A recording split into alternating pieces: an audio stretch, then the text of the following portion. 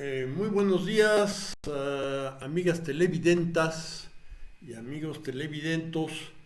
De nuevo aquí su amigo Jorge Borges Rodríguez, muy agradecido de la atención que le están en estos momentos prestando a sus recuerdos, ¿verdad? Así somos los viejos, ¿no? Bien, miren, hoy se cumplen 64 años de una fecha muy importante que probablemente podríamos decir que fue el nacimiento de la Comunidad Europea, esa gran formación política.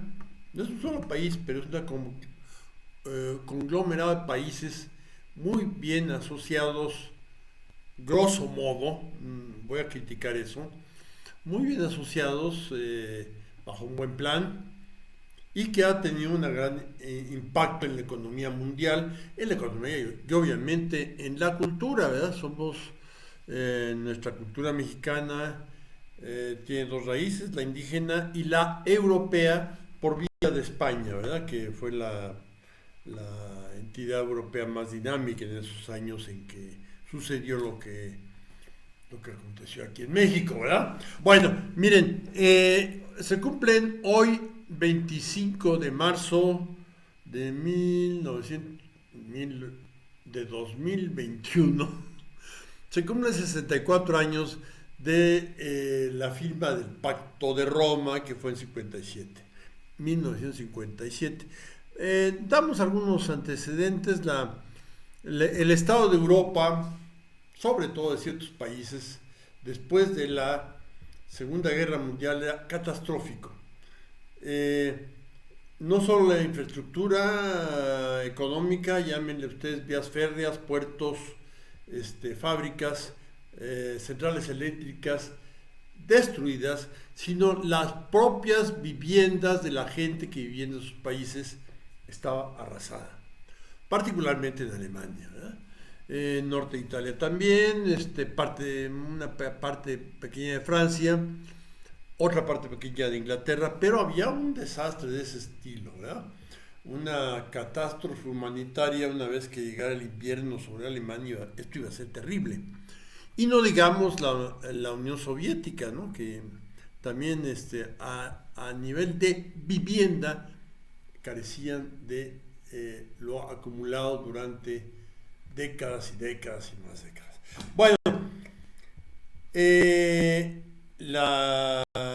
los tratados de Bretton Woods diseñan una nueva estructura mundial que pronto se manifiesta insuficiente.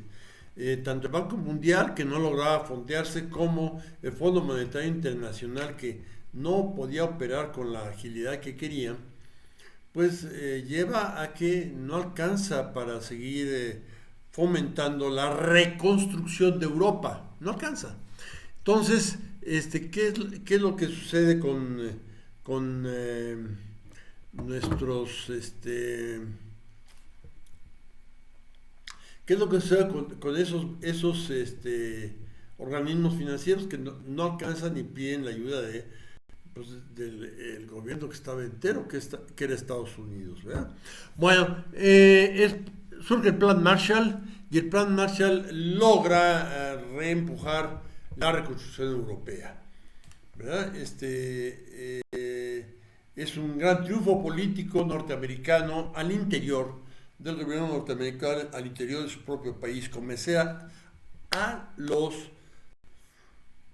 contribuyentes de lo importante que era facilitarles dinero financiado en los impuestos que pagaban los gringos, la gente normal en Estados Unidos, con ese dinero ayudar a Europa.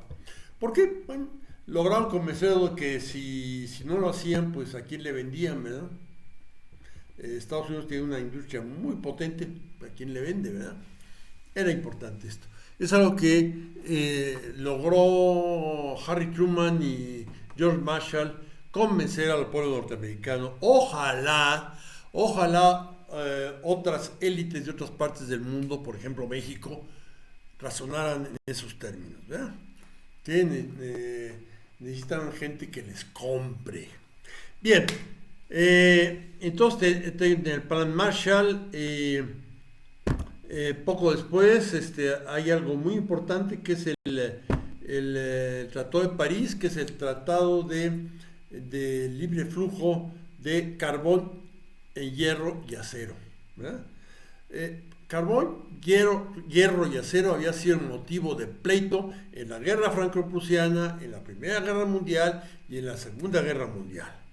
Entonces, establecer un mercado común de eso era importantísimo. Si la gente puede comerciar, entonces no pelea.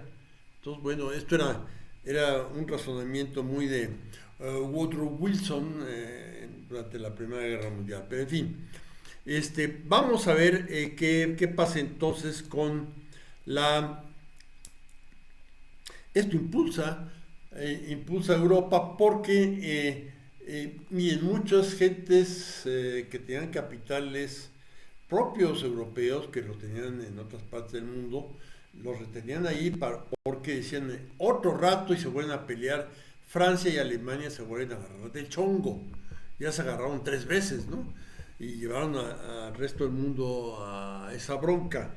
Entonces, ese tratado hace que llegue mucho capital a invertir a Europa. Pero todavía no hace falta. Y hacia el año, eso fue en el año 1951, y hacia el año 53 hay una quita de deuda al país derrotado, pero que tenía las mayores reservas de carbón, quizás del planeta. Alemania está sobre carbón, que ya no se usa, pero en ese momento se usaba. Bueno, entonces viene eso y eso impulsa más, o sea, países como Italia, Grecia, Austria, Portugal, España, eso, le perdonan la deuda a Alemania. Hay que perdonar la deuda para que entonces tengan con qué comprar. Y el asunto resulta inmediatamente dinámico. Aquí en México, en el año 54 o 55, esta quita fue en el año 53, 54, 55, llega la exposición alemana a vender Volkswagens y otras cosas, y es un éxito la exposición alemana aquí en México. Y bueno, eso da muestra que Alemania debe empezar a comprar a todos sus socios europeos gracias a que le perdonaron la deuda. Bueno, avanza esto, pero todavía falta cuestiones culturales que hacia el año 60 un canciller alemán, que hablaremos de él pronto, que reconstruye Alemania, recoge los pedacitos y reconstruye parte de Alemania, que se llamó Konrad Adenauer, que era un alemán francófilo, y un presidente de Francia, Charles de Gaulle, que era un francés germanófilo, manifiesta su entendimiento personal como un entendimiento de 2 países que habían estado peleando. Y hay una misa, creo que en la Catedral de Estrasburgo, no estoy seguro, una misa, ambos eran católicos. Entonces manejan así que Carlomagno, el espíritu de Aquisgrán, etcétera, etcétera, y por ahí plantean una nueva fraternidad de 2 pueblos que ahorita es muy, muy, muy, muy real, ¿verdad? Bueno, creo que fue en Estrasburgo, no me crean, probablemente es en otra catedral o algo así, esas joyas góticas que hay unas cuantitas en Europa, ¿verdad? Bueno, ese entendimiento empieza a funcionar políticamente. Cada 6 meses se entrevista el mandamás de Alemania con el mandamás de Francia y acuerdan políticas económicas y políticas de relaciones internacionales en común. Eso es muy importante. Por ejemplo, la postura, Alemania no está no es miembro permanente del Consejo de Seguridad de la ONU, pero por el voto de Francia estaba ahí. Los franceses acordaban un voto con los alemanes. Entonces, esto funcionó muy bien. y enfrentaron varias crisis. La construcción del muro de Berlín, el derribo del muro de Berlín, se habla de que está viendo la televisión François Mitterrand, y marca el teléfono para hablar con Helmut Kohl, diciendo, creo que tenemos que reunirnos, ¿no? Y sí, se reúnen porque el problema político de la caída del muro de Berlín era muy importante y había que manejarlo con pinzas, y lo manejaron muy bien. Bueno, estas crisis, la guerra de Irak, en que hay fricciones entre Europa y Estados Unidos, muy responsable la actuación de George W. Bush respecto a la Segunda Guerra de Irak, consecuencias de la cuestión de las Torres Gemelas. No tenían que ver, pero en la cabecita de este señor creía.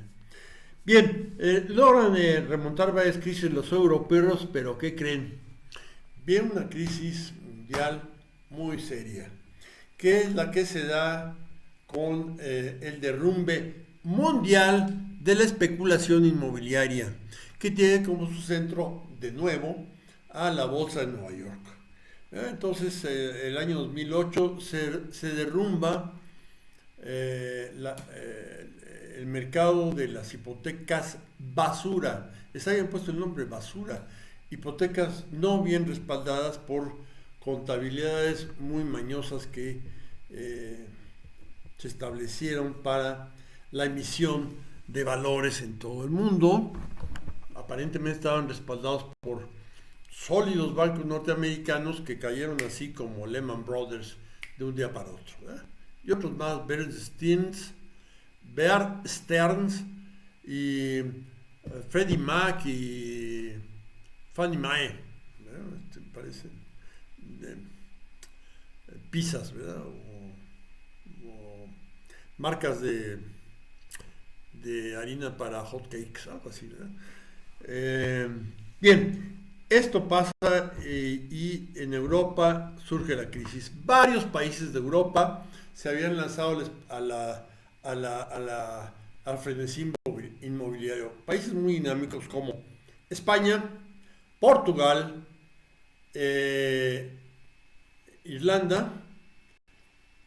Islandia y en menor grado Italia. Los italianos son muy comidos.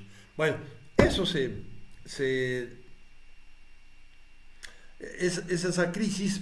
Y bueno, lo que pasa con España, Bélgica y Alemania, que son dos países con bancos muy poderosos, y la responsabilidad de todos, genera una crisis.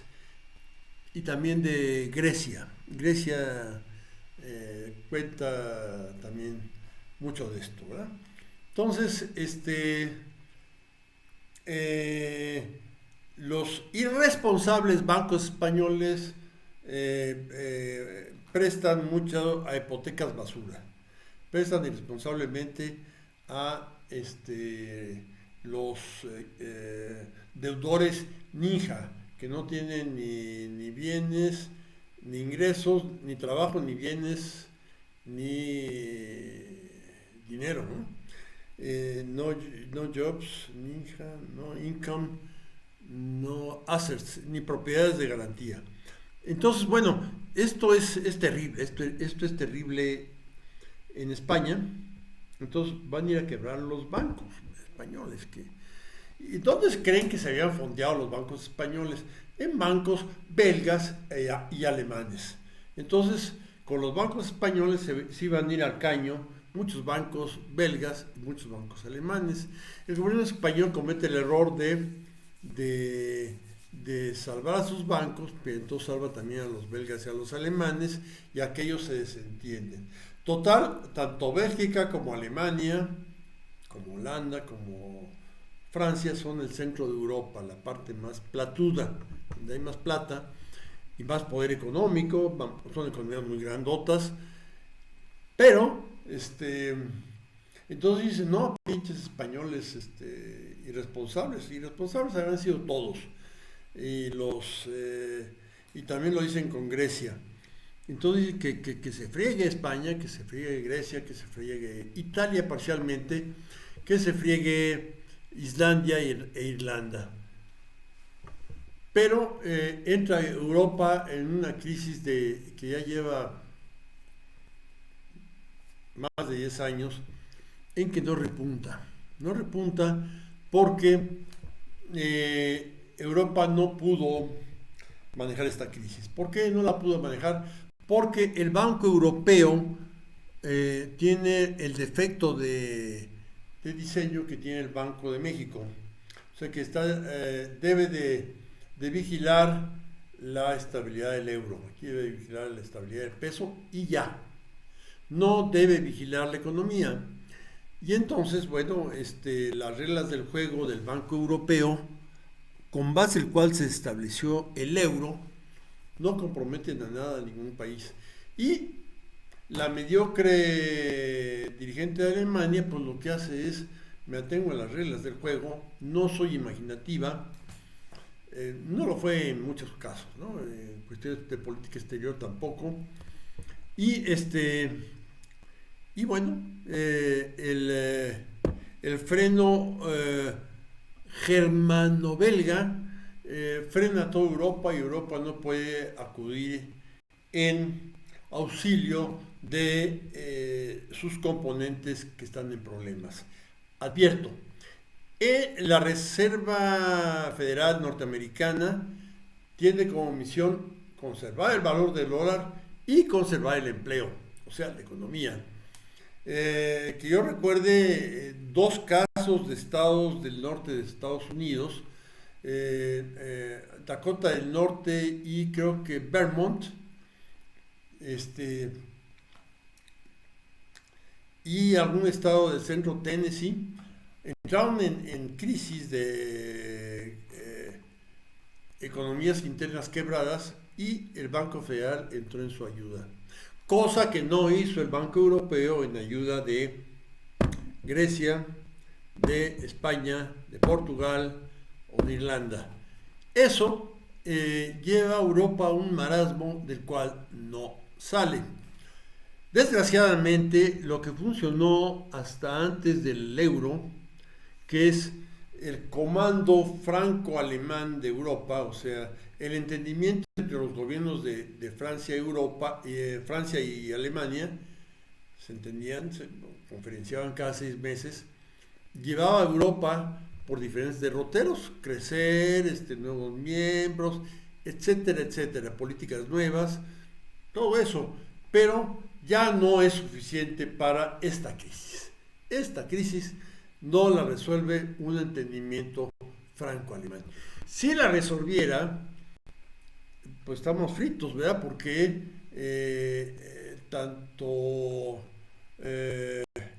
bueno, yo no sé Macron como que es brillante, pero no tiene respaldo político, pero Hollande era un mediocre, es un mediocre, y el anterior Hollande, que es Sarkozy no es mediocre, es pésimo, es la negación de la política.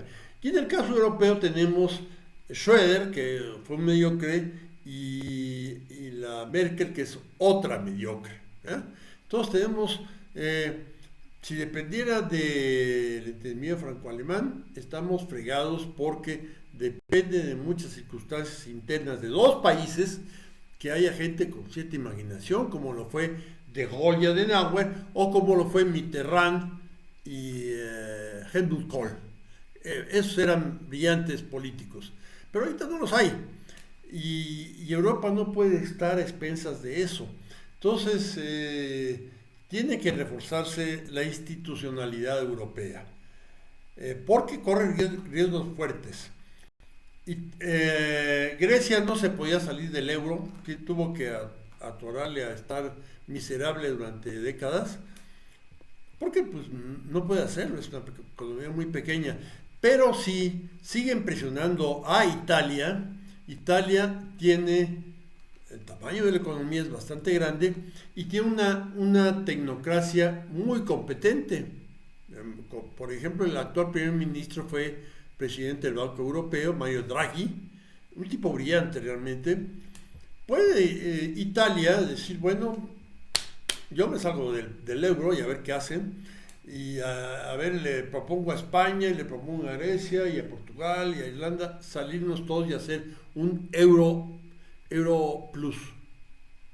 Puede hacerlo Italia, tiene esa tecnocracia muy competente, y España no canta mal las rancheras, entonces podrían salirse. Es un peligro de la Europa actual que con esta estructura es un peligro real.